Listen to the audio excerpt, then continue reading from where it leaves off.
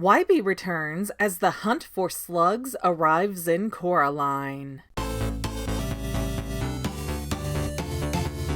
Hey guys, I'm still McGann, this is still the Fangirl, and please do the whole like, subscribe, share, comment thing, or become a channel member if you're willing, because the algorithm is trying to destroy this channel, and if my stats slip any further, I won't be able to keep making content. So help a girl out and do some sharing, pretty please. Anyways, let me give some love to the comments I got after talking about Coraline's first visit to Miss Spink and Miss Forcible. Annabelle1676 remarked that her great-grandmother was very superstitious and felt that whistling in the house was, quote, devil music, which I've never heard of that being an issue before, so I'm curious who else has a similar background and if they know where that superstition came from. Although that does make it very interesting. If whistling conjures some kind of demonic force, then it does kind of sound like the beldam has been there before and they're trying to keep her away. Then, and I'm sorry, I'm probably going to pronounce this wrong, say Lorzable8693 got deeper into the broken mirror than I did. Essentially, they pointed out that breaking a mirror is 7 years bad luck, which does not make sense when we look at how the ladies are otherwise superstitious, and they believe in not wearing green in the dressing room. They believe in tea leaf fortunes and no whistling and these other things. The commenter also points out that the mirrors play a huge role in this movie, which is absolutely correct, and that the broken mirror may somehow connect to the other world, and that gives me an idea. Later we see a mirror be a portal for the beldam when she traps Coraline in the little room with the ghost kids. So what if breaking the mirror is like breaking a portal, like it's on the same line of Coraline locking the tiny door, and so that keeps the old ladies stuck in the limbo pink palace forever. And I know Coraline was lured through the tiny door, but who says the door entices everyone? Spink and Forcible could have went through a mirror that showed them reflections of their youth. That would definitely be more interesting to them than finding a tiny door. Oh wow, I think there's a whole theory to make out of that, but I have to move on and talk about Wybie's scene. Stupid Wybie. But okay, Coraline has just left Spink and Forcible's apartment, and right before that, she was on Bobinsky's front porch. And not to say that Coraline is having a terrible time interacting with the neighbors, but it definitely seems like more of an odd chore for the kid rather than an entertaining experience that she's happy to have. So the old ladies are going back to their card game, acting as if Coraline isn't even there anymore. It is really strange to me that Spink greeted Coraline at the door and asked if she wanted to come in, then they offered her tea and candy, which is traditionally considered a good thing for a host to do. It's really good manners. But then the ladies don't see Coraline to the door or worry about locking up behind her. Granted, no one is going to be able to effectively rob Spink and Forcible because they don't own anything, but if the door doesn't properly latch, one of their dogs could get out, and that would be pretty bad. So I don't know if the animation budget was running over or what the deal was, but it is weird that nobody walks Coraline out. Then, as Coraline walks back up the steps, the weather has apparently changed a lot in the last few minutes. Everything is foggy now, which, as I said in earlier videos, that seems to reflect the foggy mental states of the Pink Palace residents. But I'm not from Oregon, so I'll ask the audience for help here. Is it common to go inside for 5 to 10 minutes and come out to thick fog like this all over the ground? I've never lived anywhere that I've seen something like this happen before, so it's really strange. All the same though, this is an amazing look for a stop motion animation. And even though I'm confident that the fog was generated with a computer in post-production, it still adds a touch to this movie that I don't think any other animated film has really accomplished. It's also very interesting that as Coraline ascends the stairs, she repeats the warning of danger, as if she's unsure what supernatural event might cause her harm.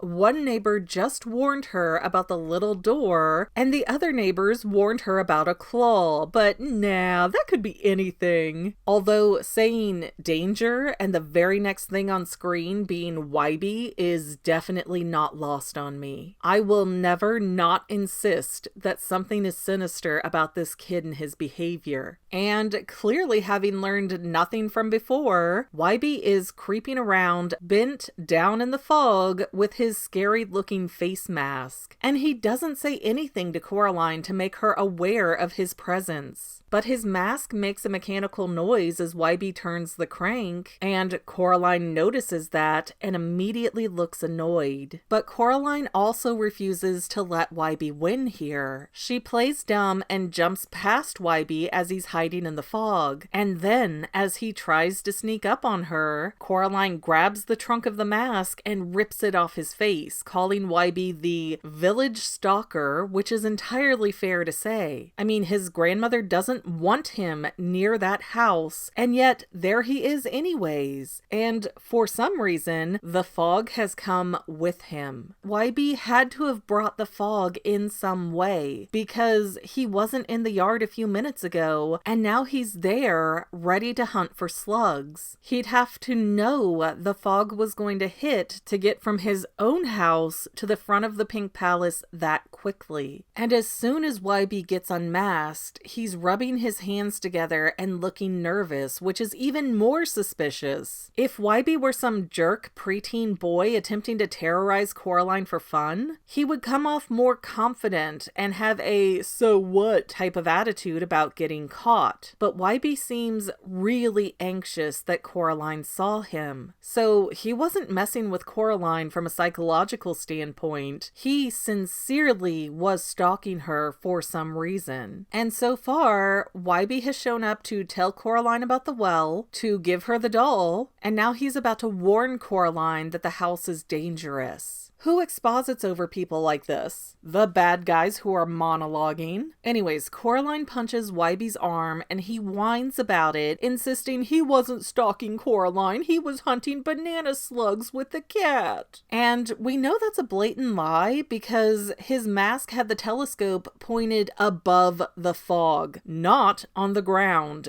where slugs reside. We also find out that the black cat is inside of Wybie's coat, and that's because he hates to get his feet wet. Which also makes no sense because that satanic kitty wouldn't get wet from fog. And even if that were the case, wouldn't his feet get just as wet off the ground since fog rises? But Wybie's confidence is seen when he's talking about the slugs. And frankly, if Wybie's other interaction with Coraline wasn't planned, the way he holds himself here is more what I would have been expecting with his initial interactions with Coraline. But the nervous hands, the posture, and the face do not align with some kid who believes he's having some harmless fun. All of those tics are psychological signs that Wybie is up to more than what he's explaining. To his credit though, Wybie is prepared with tongs to pick up slugs, so that does make him a very complicated and confusing character to figure out. Maybe he just thought a few steps ahead in case Coraline were to notice him in the fog, or maybe he always carries tongs around. Either way, I'm never eating at his house. And while Wybie is tracking a slug trail, notice his telescope is down for that. But Coraline asks about the doll and if it was Wybie that made it up to look like her. And Wybie says no, the doll is older than his grandma. He thinks it might even be older than the Pink Palace. However, when Coraline doesn't believe that and tries to press about how much the doll looks like her, Wybie changes the subject by pulling out a slug. And again, Coraline pushes back and says that Wybie doesn't listen to her, just like her parents don't listen. But Wybie isn't really listening, and he asks Coraline to take pictures of him with the slug. And truly, this is the silliest moment in the movie as Wybie comes up with poses before tossing Slugzilla away as if he were a beet. Good thing he doesn't have bones.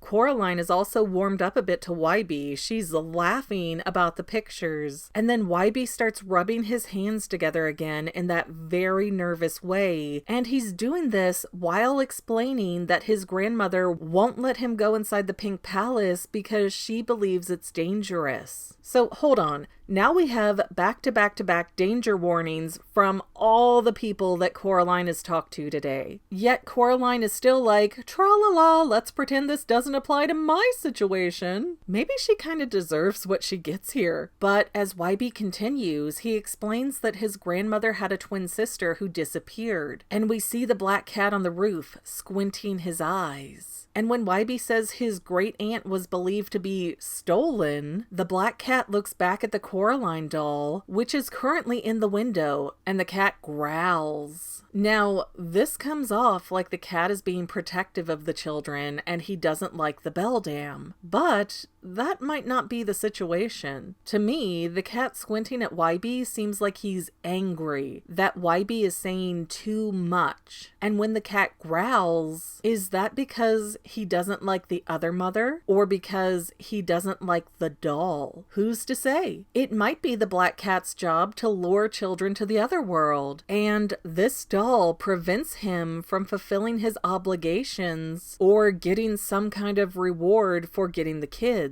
I believe it was the theorizer who originally said that the black cat might have been Wybie's father who got turned into a cat. You know, by the beldam, of course. So if something in that ballpark were to be accurate, maybe the deal is that the black cat brings the beldam 10 kids and then he gets to be human again. So the doll being present interferes with that because the doll would get the credit. I'm not saying that's necessarily true. I'm just saying there's a lot of potential reasons why the black cat has this reaction to the doll, and it doesn't necessarily mean that he wants the kids to stay safe. Also, this seems to be the part of the house that the doll is currently sitting in, right here in the front windows, but Coraline never sat the doll there. We watched Coraline get up, grab the doll, toss it aside on the bed, and then run downstairs for breakfast. And Coraline's been moving around the neighbors ever since then. Plus, in the very next scene, the doll is back on the chair next to Coraline's bed. So here is another example of where the doll is moving on its own, and if the doll is in competition with the cat, that might explain a few things about the voyeuristic viewpoints from inside the bush before. Maybe one viewpoint was the doll and the other was the black cat. But then Wybie starts saying that he's not sure that he believes his grandmother, and maybe his great aunt just ran away, and he sounds totally convincing here. Again, this is Coraline's third warning that is immediately being brushed away. Every person she's met outside of her house has been like, "You're in extreme danger, but what do I know?" And they saunter off like nothing's wrong. Wybie does the same thing by warning Coraline that his great aunt vanished under dark circumstances, but then he also dismisses it by saying that she may have just chosen to leave home. Danger, no